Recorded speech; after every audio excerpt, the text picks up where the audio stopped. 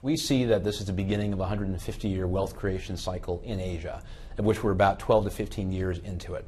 So there's a lot more to come from Asia. What is going to drive the wealth creation here in Asia? It's the increasing wealth of the affluent, the average affluent individual, if you will, right? So there's so many millions of individuals who the first time are, for example, buying mobile phones or buying washing machines or any number of other products or services. And as people build businesses around to support that new growth, that new wealth, if you will, an emergent, let's call it middle class, there'll be entrepreneurs who capitalize on that. So yes, the first waves of wealth creation in Asia were around commodities, they're around shipping, around trading, but now it's going to be the rise of retail and services which will make the new millionaires. Have we seen this increase in ultra-wealthy people manifest itself on the street? The best indicator we look at is property, and not just property in the local markets, not necessarily the Japanese in Tokyo, but the Japanese in London, or the Singaporeans, for example, in Hong Kong, or other markets. What we're seeing is an increase in cross-border real estate activity, and that's where you can really see the impact of not only Asia's ultra-wealthy, but global ultra-wealthy.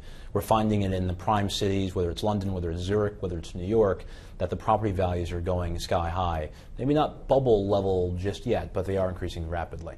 Why do the ultra-wealthy like spending on property?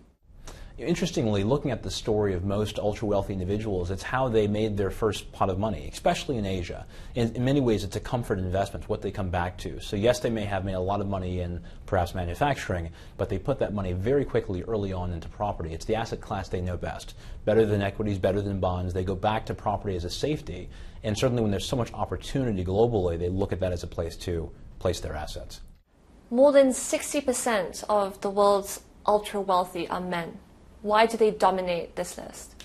What we find often is that whether it's by culture, whether it's by association or opportunity, the men have had the opportunities to build businesses.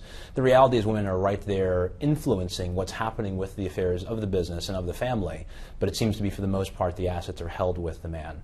Something like 88% globally of all ultra high net worth assets are with men.